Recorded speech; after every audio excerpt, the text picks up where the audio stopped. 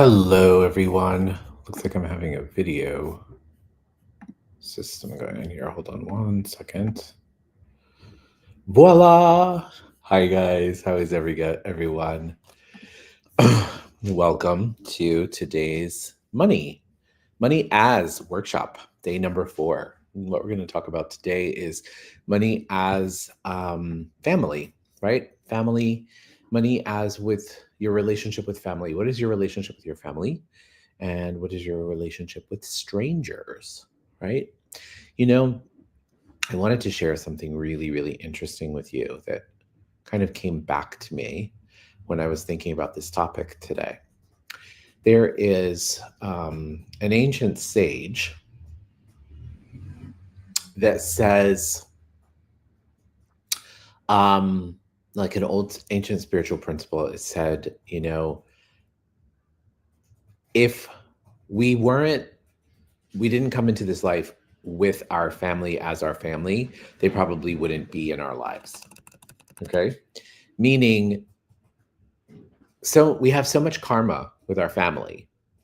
And that's why we keep reincarnating with them, is to learn the lessons from our family so that we can perfect ourselves, so that we can help them grow, so we can help ourselves grow, and that we can ascend to higher levels. Right. So it is said, according to the laws of reincarnation, that our family members are the people that we have had the most lives with, right? And so we have the biggest resistance, if you will, in any way, shape, and form to those relationships. They're usually the relationships that really test us the most, right? And so, to the contrast, they're also the people that we love the most. It is often hard to kind of separate those energies, right? We think, oh my God, I love my so and so so much, but I also can't stand them. It's really one of the only relationships where you allow that paradigm, that paradox, if you will, to remain momentous. Otherwise, if they were friends, you probably wouldn't hold on to them. If they were friends that maybe treated you the way that they treated you or said some of the things that they said, you wouldn't tolerate it, right? And you would dump them as a friend, but as a family member, you can't really dump them so much. Although I do have to say, it's becoming more and more common, this idea of cutting off family members. Um, However, what I wanted to explore today are some of the themes that come up about and with money when it's related to our family and how it's related to strangers. The first thing that came up when I was thinking about family is how many of the beliefs that you have about money came from your family. And by the way, it can be beliefs that came up not necessarily as they were taught to you, but more importantly, as you picked them up and watched them learn, right? I remember in my house, my mom was very much a spender, right? My mom was like, hey, you know what? There's a credit card, there's a way to pay for whatever it is that I want. And I remember my father he would get so angry with her spending habits. And I remembered learning from my dad, from watching my dad kind of navigate his financial situation, how my dad is very, very much one of those that is not a hoarder because he's a very generous man, but he definitely like checks his, bank app several times a day, wants to make sure there's no fraud on it. If he gets a charge, he wants to know where it came from. So he very much controls his money situation, right? And my mom was the total opposite. My mom had absolutely zero awareness of their financial reality. She worked as hard as he did. She made just as much money as he did. Actually, they both brought in the same amounts of income, which I always found was really, really beautiful. But my dad just handled the money, right? So anytime my mom would spend money that would anger my father, my mom would just look at him and say, I work too. I contribute too. And he would back off because he knew that, hey, you know what? She's right. However, she didn't know what the expenses were. She didn't know how much things cost. And I remember these lessons that my father taught me about, you know, responsibility with money. And I almost, in many, many ways, kind of took an objective approach to that because my dad also is very structured in how he manages his money. He doesn't take risks. He sees money as something that you need to collect, that you need to hold on to, that you need to accumulate. Whereas I see money as something that you should enjoy. I see money as something that is always coming and going, right? There are times where I have felt incredibly, I'll say wealthy, and there have been times that I felt broke. And I have had to eat $1 pizza in New York City just so that I'd have something to eat. So those energies, those I've experienced what all of those things feel like to experience, and I realized that it is such a combination of both of my parents, right? Because I treat money very much the way that my mom treated it. Like, hey, you know what? It's here. Let's enjoy it. Let's have fun. This is what it's meant to do. But then also, I still have that energy from my father, who is very much like, follow this order, follow this order, follow this order, follow this order. And I don't. I actually reject that. And I love to make investments. I'm so curious about cryptocurrency. I invest in cryptocurrency. I invest in the stock market. I've made some really stupid choices in those areas, but I've made some amazing choices in those areas too. So it all basically kind of levels out. It all kind of shows itself. But it's what it is, our relationship and our point of view of our reality of what money is. So what I want you to think about is I want you to think about, first of all, your father or your father figure. How did your father treat money? What did you observe about your father? Was he always complaining that there wasn't enough? Was he maybe really, really generous with his money? Pretended like you had a lot, but maybe you didn't, or maybe you did have a lot. Maybe you come from a background that you have a lot of money. How did your father handle money? That's the first awareness that I want you to think about today. And what stories, okay, here's your first question of the day. What stories did you inherit from your father? Okay, so what stories did you inherit from your father about what money is that you ended up taking on and making yourself? Okay, so just take a second and write that down. There is a reason that I'm doing your father first, and I'll do your mother second, obviously. Okay. But your father's energy is really connected to an energy that we call more root chakra energy. Root chakra energy is the energy of grounding, of sustenance, of abundance, of all those things. So, were some of the stories that your father told about money? Just take a second and write them down, okay?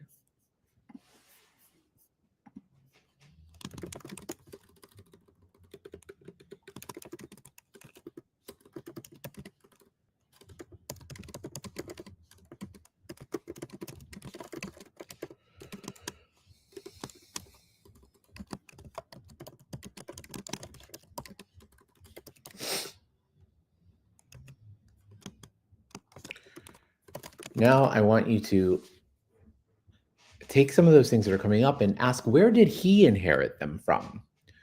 Do you know what the financial situation was in his family's life when he was growing up? So take, for example, my father was one of 5 children, and they lived, his mother didn't work and his father worked for the electric company, right? So they didn't have a whole lot of money, right? They had he said they never felt poor, so to speak, but for example, his mother made clothes for the kids. She always cooked. She had a garden. She always did the home cooking, all that kind of stuff. And um, my dad was the oldest, right? So one of the things that I picked up about my father is that whenever he eats very, very fast. And I had this intuitive awareness. I said to him, I said, in your house, was it crazy when you sat down to the table with everyone, and they were almost all boys, one girl, jumping at the table to grab food And if you weren't the first to go and to eat and finish your plate, you might not have any food. And he goes, yeah, that's exactly right. Right? Because there are all these boys were like rushing in to get the food. And so, you know, what awareness does your father's situation, how he grew up, influence how he is reacting with money now? He's very much said time and time again that, the money that he has now, his he never imagined he would have that kind of money, but he worked very, very hard his whole life. He saved, he, bought a house and all these kind of things, but he worked very, very hard for his money. It didn't come from money. So the way that he treats money is really, really valuable. Now, translate that to me. So next generation, my father wanted me to have what he couldn't have, right? So my father bought me everything that I wanted as a child, like the toys, all those things, the candy, whatever. All I had to do was ask. He was so generous, so incredibly expressive of love through money. And so as that relationship evolved, obviously my tastes evolved too. And I went from wanting a toy to wanting designer jeans. And then all of a sudden, my dad was like, I'm not paying that amount of money for the pair of jeans. And all of a sudden, that created this complete rift in my personality. Like, what do you mean? Like, I get everything I want, I get everything I ask for. Sounds quite selfish, I know. But if you think about it from the point of view of like, that's what you're around, you really start to look at how you handle and react in those situations. And so I remember that as I got older and I started to realize and learn that I actually couldn't have everything that I wanted, I started to work because I thought, I want everything I want. And so I started to work at a very early age. I started to work in a restaurant. I was a busboy. And I started to work in restaurants, and I started to like really be so good so that I could get extra tips, so that I really, really did really well. And I did really, really well at a very early age. But I also was the kid I passed on my father's trait. I would go out with my friends and I would pay for everything because I was the only one that had money. And if we didn't go out, if we didn't go out, it was because nobody had money. So I wanted to go out, and so therefore I ended up paying for everybody, and I wanted to show them a good time. So then all of a sudden, you see how my dad's point of view about expressing love and gratitude and connection with money became my point of view. And so as that started to happen, I started to become really transparent with, oh my gosh, I moved to New York when I was 19, and I used to give the homeless people all kinds of money. I used to work in the restaurants, and I used to give them money after work, and they would know, and they would keep following me. And finally, I realized I'm giving all of my money away, right? I'm giving all of my money away. I didn't have enough money for myself. And so you see how you pick up beliefs that are not congruent with really with what really works for you. So it took me a long time to really kind of process how to manage money. And I attribute a lot of that to the way, first of all, my mother was, because my mother never ever cared. She just knew that the bills were going to be paid. My dad always took care of the bills. She never knew how much they were or anything. And so I realized that I was also wanting to have that point of view, but I was now a grown human being. My father wasn't the one who was responsible for paying my rent and paying my, my all these other things. So I had to figure that out on my own. And what it taught me that my relationship with money is so ingrained in those beliefs that we have about our family. And so what I want us to do today is I want us to kind of look and ask ourselves, what awareness or what belief would you create around money if you didn't have to prove your parents right, or if you didn't have to prove them wrong? How differently would your life look like? Okay? How differently would your life look like if you didn't have to prove your parents right or wrong with money? So oftentimes too, you've got to remember there is a little energy of competition that we have as children, right? That we want to prove that we're good enough, that we're smart enough, that we're talented enough, that we made something of ourselves, right? And in the need to do that, sometimes we are doing it because we want to prove something to our parents. So everything that brings up for you, where you're using money as a source of revenge, okay? And money as a source of, let's say, valor, meaning that you use money to make your parents proud or to make your parents humble. Everywhere you're using money um, for any other reason other than enjoying it for yourself and living and being abundant with it, let's just destroy and uncreate it. Yeah. And so we talked about our family, but let's talk about strangers. Did you ever have strangers in your life that, and I mean strangers, like maybe not necessarily people that you knew so greatly, maybe people in the neighborhood or whatever. Perhaps you perceived that there was like a neighbor who was rich or who had more money than you. What did that teach you? What did you learn from observing people with money that you didn't know? One thing I can tell you is that you probably created a story about their life, right? You created a story about their life. You created a story about how lucky they were to be so rich and how that must be nice and how that was something that, you know, happens over there, but not here in your house or in your home. And those are also beliefs that you've taken on to judge others who have money. Okay. And so, what are some of those beliefs? What are some of the points of views that you took on as you witnessed and watched other people have money? Maybe you do it today. How do you look around your life and see people spending money? I'll tell you another really great story. I remember my mom and I were in a very, very high end department store in New York City. It was called Barney's. And they had a cafe in the bottom of Barney's, and we were so tired. And she was like, let's go to Barney's. Let's go to the cafe in Barney's and have something to eat, have a sandwich or something. So we went and we sat down and we ordered and then all of a sudden this woman who was fabulous, dressed amazing. She had a lot of shopping bags. She clearly had a lot of money. She sat down and she was alone and she said to the waiter, she said, "I will have the carrot cake and I will have a glass of champagne."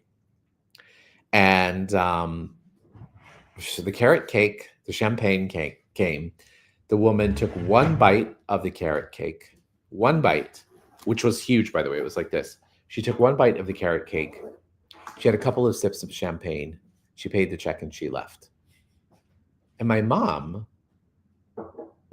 she looked at that whole situation, and I could tell that something was really going on in her head. And I was like, "What, Mom?" And she goes, "It must be so nice to be that rich." And I was like, "Interesting. What does that mean for you?" And well, she said, "A glass of champagne, costs $20." She says, "And this carrot cake is like $15. Like, it's huge. And what's worse is that she's, in my point of view, wasting it." Right? My mom is like, if I were to do that, I would have to clean the plate. I would have to feel like I needed to earn it or whatever. We had a really, really, really great conversation about that. And it reminded me, I saw very clearly what her point of view of wealth was. Her point of view of wealth was definitely very different from even what mine was. I would have no problems with doing something like that if that's something that I really wanted, that was really important to me, right? But for her, it was something that she could never imagine. And for her whole life, she remembered that story, by the way. And so I think there was definitely a tinge of jealousy in that energy, but also a bit of admiration. Like, you go, girl. Have. And she was tiny, and my mom was like, she's so tiny, she's so beautiful, she's so cute. And she's like, she comes, she has a couple of sips of champagne and a carrot cake. No wonder she's so tiny and skinny. She can enjoy, she can enjoy what she wants without getting fat. Isn't that great? And we always remember that story as one that really, really kind of rang true. But I also learned and I saw how my mom's point of view about money really also was affecting mine in how we see other people living, right? What do you value in another person as rich when you watch them, right? Is it somebody who spends frivolously? Is it somebody who dresses extravagantly? Is it somebody who what do you attach? What belief do you attach about wealth and abundance that you see in somebody else, right? Sabrina says, when I see a rich person, I always tell myself, well, at least I have a good love life, because I used to not have a good love life, and that was more painful than not having money. But I want to have both. That is so beautiful, Sabrina. And you're absolutely right. Is many of us, we will do that. We will do that. We'll say, okay, well, maybe I don't have enough money, but I have an incredible partner. I have an incredible husband. I have an incredible life, right? And the thing is that what we're doing when we do that is we're quantifying something. We're making something a limitation. So the point of view, Sabrina, that you have, that you can only have love or money, let's destroy and uncreate it. Okay? And what if, and that's for everybody, not just Sabrina, everybody who's listening, past, present, and future. Remember, money is not meant to be confined. Money is not meant to be limited. It is energy. And in week number 3, we're going to talk about money as energy. The thing is that we get so caught up in the number that we see on the screen, or the this or the that we don't take a second to really allow it to come into our lives. And what's happening is we're blocking it because of that belief. Because we think, oh my gosh, if I have money, then I won't have love, right? How many situations and stories have there been about people who actually did marry for love or for money? People who did marry for money, but the person was abusive, or the person was nasty, or the person was cheap, never shared with them. You can ask to be with a rich husband, but if he doesn't share anything with you, you might as well have been better off alone. Okay, so those are some of the awarenesses that we want to become more familiar with and aware of with money for today. So thank you guys all for being here and listening, past, present, and future. We are so grateful. And we will see you tomorrow, same time, same place, for Money as Your Relationship with Money Reimagined. Thanks, guys.